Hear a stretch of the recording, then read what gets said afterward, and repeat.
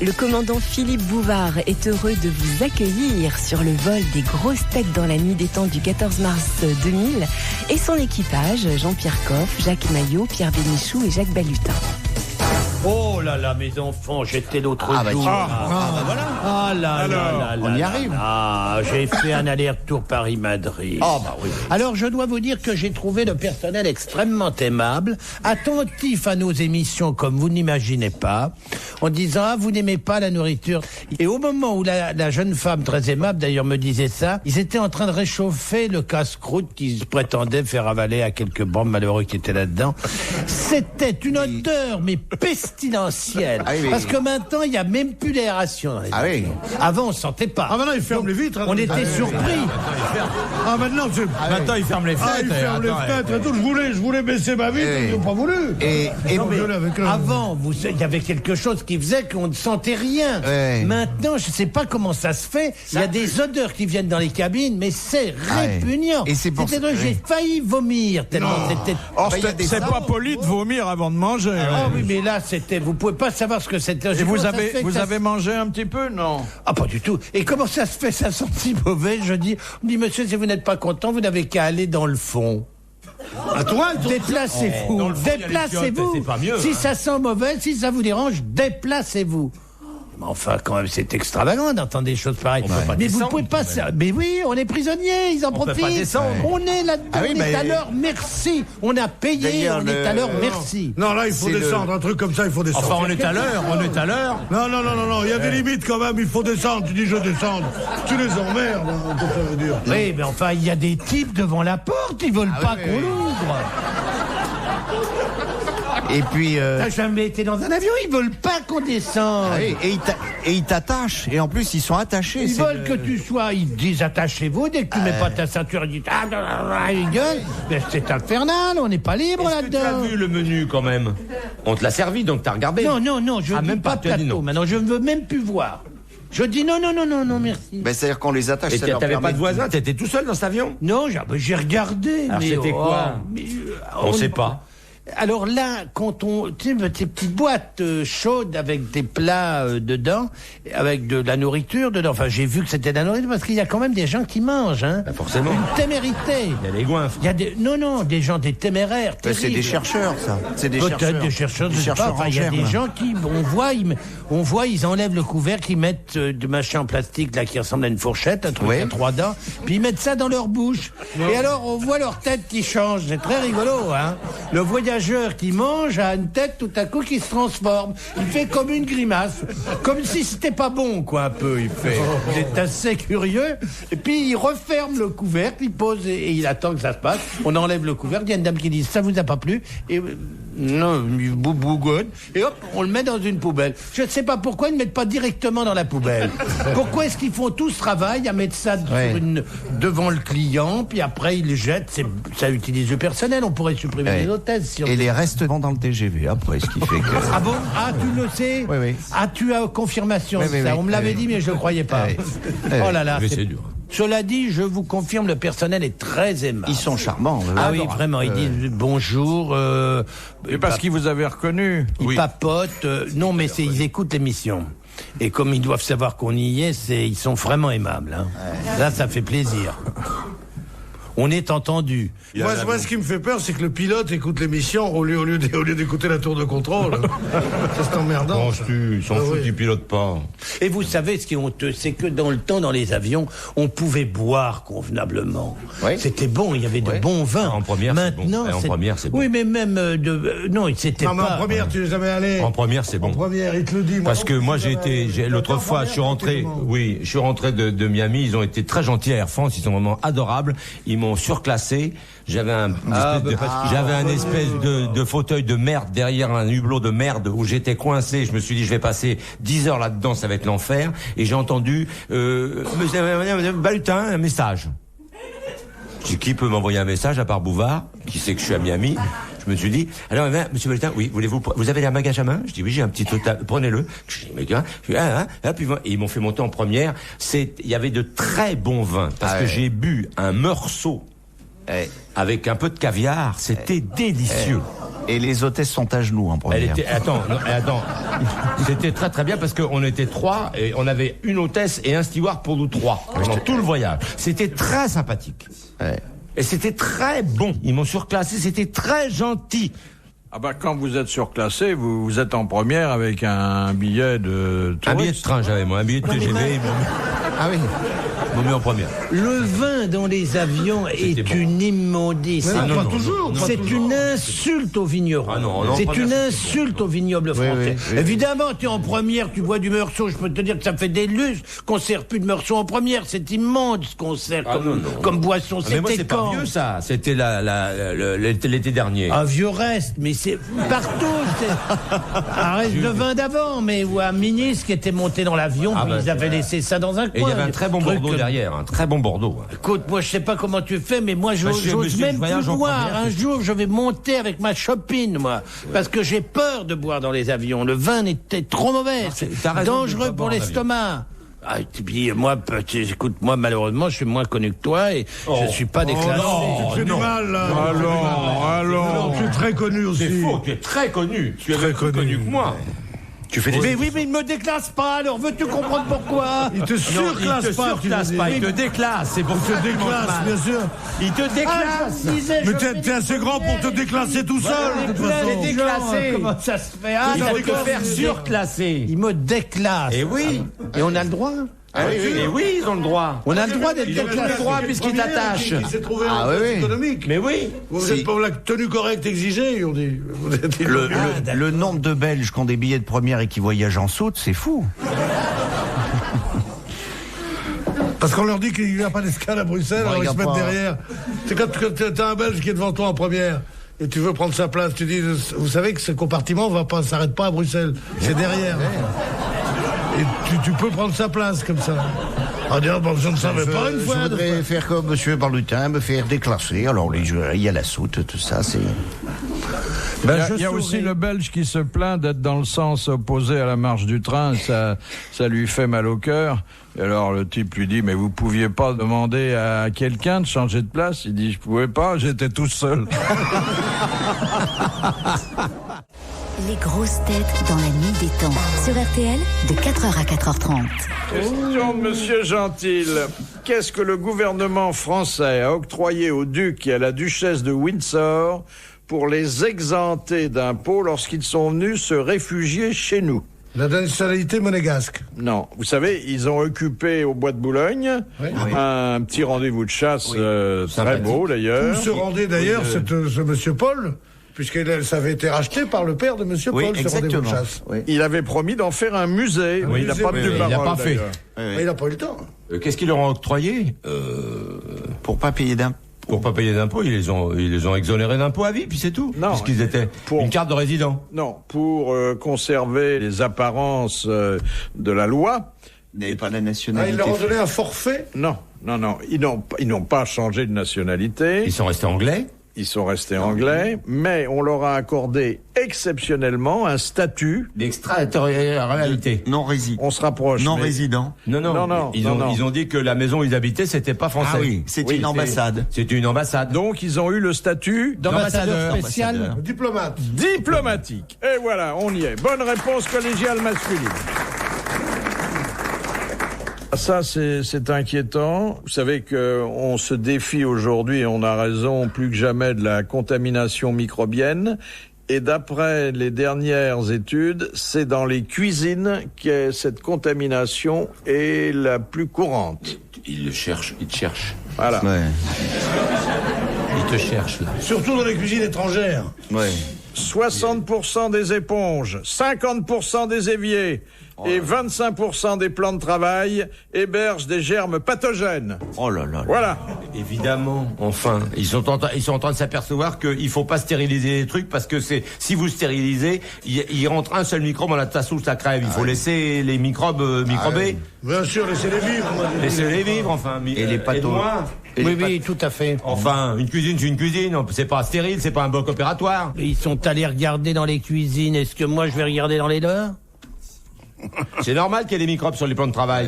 Parce que pas fermer les fenêtres. Oui, mais attendez, ils disent que chaque fois qu'on passe... C'est qui une ils disent? Des Américains. Des chercheurs. Des chercheurs américains. Oui, mais vous n'allez pas croire des chercheurs. Vous n'allez pas manger chez un chercheur le soir, vous. Enfin, de quoi Vous je allez manger au me restaurant. mêle? Ils disent la cuisine est la pièce la plus dangereuse de votre appartement. Et Évidemment, alors, bah oui, vous et avez qu'à cuisiner alors. votre salle de bain, puis c'est tout. C'est d'ailleurs pour On n'est ça pas que sur... obligé d'y aller, les chercheurs, Ah ouais. donc qu'à pas y aller. C'est tout, donc à vous Bien faire sûr, ailleurs. c'est pour ça les que- chercheurs, les experts, tout ça, c'est tragique. C'est ce que disait Edgar Faure. Il disait qu'est-ce qu'un dromadaire? C'est un cheval dessiné par un comité d'experts.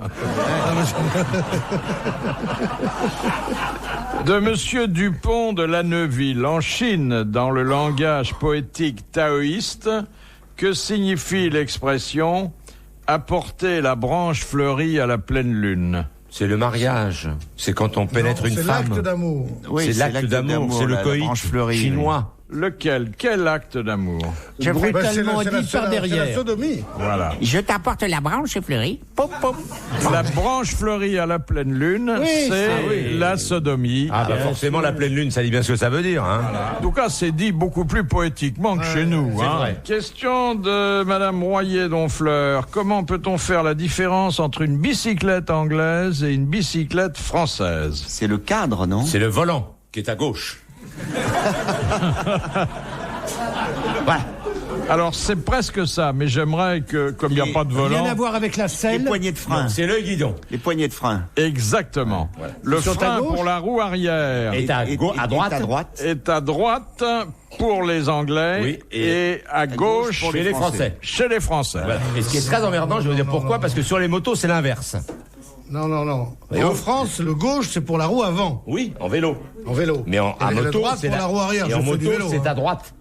La En roue moto, avant. c'est à droite. C'était Et moi, une j'ai bonne un vélo, réponse de c'est- Jacques Maillot. Ouais. Attendez, il a un vélo. Moi, j'ai une bicyclette, c'est quand je pédale en arrière que ça s'arrête. Oui. C'est la bicyclette française. C'est un pignon fixe. Ça quoi. s'appelle un rétropédalage. Un rétro, oui. Oui. Et alors, c'est pas Quand bien. on pédale en arrière, c'est tout Ça à fait freine. différent. hein. Oui. C'est chinois.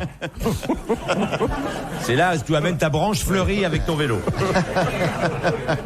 Moi, je croyais que la différence entre les bicyclettes anglaises et françaises, ça tenait à la selle. Oui, en Angleterre, normalement, il n'y a pas de selle. Oui, il n'y a pas de selle. Et vous faites souvent du vélo, Monsieur Coff ? Ça m'arrive. Et vos bas à résille ne... Ne se prennent pas dans les rayons. Écoutez, franchement, bon, dites ce que vous voulez, amusez-vous comme vous voulez avec ce que je vous ai confié un jour. Vous imaginez tout de même que je sais vivre, hein. Vous m'imaginez pas en train de pédaler avec des barésies, franchement. Je sais comment on s'habille, excusez-moi, monsieur. Et pas de leçon à recevoir, hein. Quand je pédale, je sais ce que je fais et... Bien sûr. Mais il a raison. Jamais tu le verras pédaler avec une robe d'organdi ou une connerie comme ça. Une jupe et un pull, et puis c'est tout. On va pas s'emmerder. Et des petits râpétos. Franchement, mais vous me prenez pour qui? Vous me regardez quand même. Chaque heure un costume, voyons. En toutes circonstances. Mais surtout que sur les vélos. Ça, il y a je des- vois ce que c'est l'envie du string qui vous démange. Ah ça, vous l'aurez le string. Et tes sacoches, tu les mets de quel côté Il la met dans son string. Philippe Bouvard sur RTL, 4h, 4h30, les grosses têtes dans la nuit des temps. Avec les grosses têtes de Philippe Bouvard, c'est tous les jours réunion entre amis, même le 14 mars 2000. Ce jour-là, Philippe était avec ses amis Jean-Pierre Coff, Jacques Maillot, Pierre Bénichou et Jacques Balutin. Question de Madame Fontaine. Qu'est-ce qu'une volaille débridée ? Oh bah ça c'est. Qu'est-ce que c'est que Ça ça c'est débridé, ma biche? c'est l'enfance du lard. ça. Laissez faire. Laissez répondre, Jean-Pierre. Non, mais répondez. Mais je sais pas. C'est quand on lui a enlevé la ficelle qui l'abrite, justement. Oui. Où est-ce qu'elle a une ficelle? Pardon. À vos souhaits. Où est-ce qu'elle a une ficelle? Quand vous, avant de retirer une volaille, quand vous l'avez vidée, quand vous lui avez gentiment introduit le majeur... Dans l'oigne par où est le pont? Ah, excusez-moi. Quel chic. Excusez-moi, monsieur. Quel chic, c'est une vraie croupionneuse. Pour enlever les ficelles. Pour aller... Oh, elle croupionne. Oui, allez-y, continuez, poursuivez. Bref, vous l'avez vidée. Oui. Et puis vous la remballez, enfin vous la ficelez. Et le fait de la ficeler, ça s'appelle la brider, c'est-à-dire passer une aiguille entre les deux. Mais pourquoi vous la ficelez? Elle est morte. Elle va pas s'envoler dans le bouillon. Ah bah bien sûr que non, mais c'est pour qu'elle ait une tenue, sinon les ailerons vont s'écarter, les pattes aussi. Et les ailerons qui s'écartent, alors vous atterrissez tout de suite. Moi personnellement, je sais C'est pas la vocation d'une poule d'écarter les pattes? Les cuisses, pas les pattes. Ça n'a pas de pattes, une peau. Il nous dit un jour que les girafes pondent des œufs, maintenant il dit que les poules ont des pattes. Ouais. Enfin, mais ça a des cuisses. Celles dont vous parlez sont pas bridées du tout. Hein. Moi, je préfère évidemment la volaille non bridée. Je trouve que ça ne l'arrange pas d'avoir de la ficelle. Mais bien sûr, ça arrange personne. Mettre un sprig à une volaille, c'est ridicule. Ça n'arrange personne, c'est vrai. Oui. Absolument. Bah, vous parlez de ficelle. Ah oui. Oh. Bah quoi, pour lui boucher l'endroit par où est le pont? Oh là là là là là là là. Mais c'est pas possible. Tu mets de la farce, tu bouches, et après Oh là là. tu la débrides. Mais qu'est-ce que j'entends? Tu débrides. Alors je vous dis franchement, c'est la première fois, là je vous l'avoue franchement Philippe, je suis gêné. Et pourtant, c'est mon ami. Hein. Vous savez que je le connais depuis 50 ans, bientôt. 50 ans? Oh non, merde, tu me fais peur. Un peu moins. Pas beaucoup non, moins. Un peu moins. 40, ça fait... On avait 15 ans, mon cher. Ah non, on n'avait pas 15 ans, on en avait 18. 17. 17. Mais si vos parents étaient d'accord ou pas? 62. Eh ben, ça fait 45. Ça fait 45 ans qu'on se connaît. Donc vous voyez, quand je dis que et on s'est pas fâché. Quand je dis que je suis gêné, je te présente mes excuses. C'est vraiment. Non. Oh là là. Oh, ils sont dégueulasses. Oh là là. Oh les deux. Je l'ai connu avec ses grands cheveux. Non mais là tu l'as châtain. Ne parle plus de ça. Non, je t'en prie. Fais-moi plaisir. Non, Jean-Pierre. Que cette émission ait une tenue. Oui, non mais vous avez qu'à vous brider, vous aurez de la débridé là. Je me suis débridé. Pète un coup, ça va te détendre. Il en rajoute. Non, il est pas vache, il aurait pu dire pète un coup, tu parleras moins. Là, je crois qu'on a atteint le seuil limite. Hein. Là, après ça, c'est... On a atteint le seuil, on l'a dépassé depuis très longtemps. À quoi est-il interdit de jouer dans les avions? À la dinette. À l'hôtesse.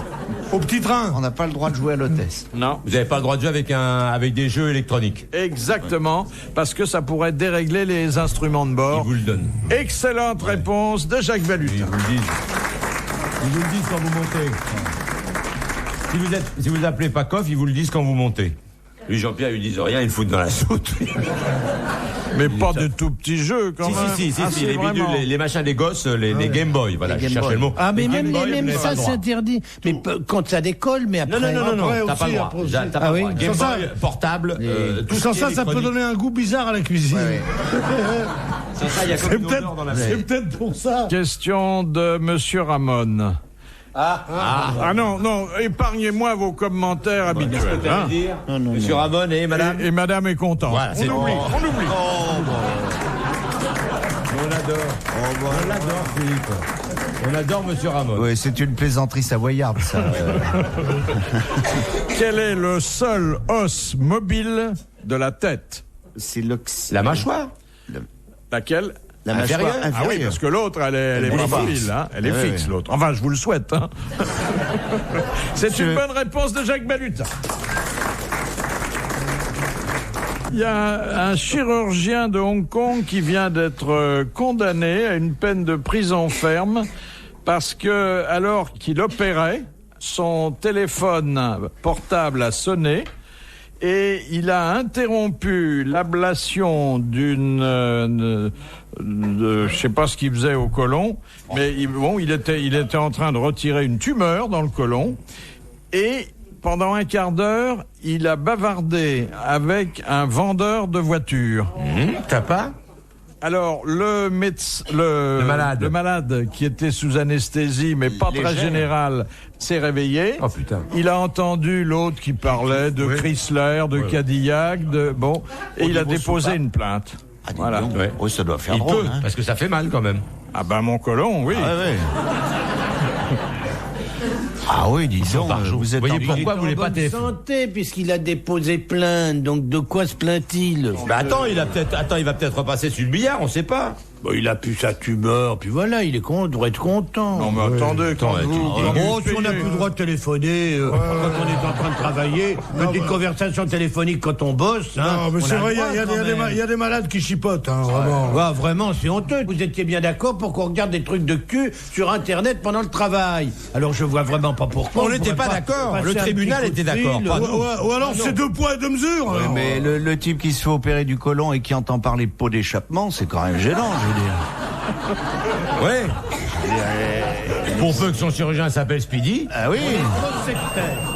Retrouvez les grosses têtes dans la nuit des temps sur RTL.fr.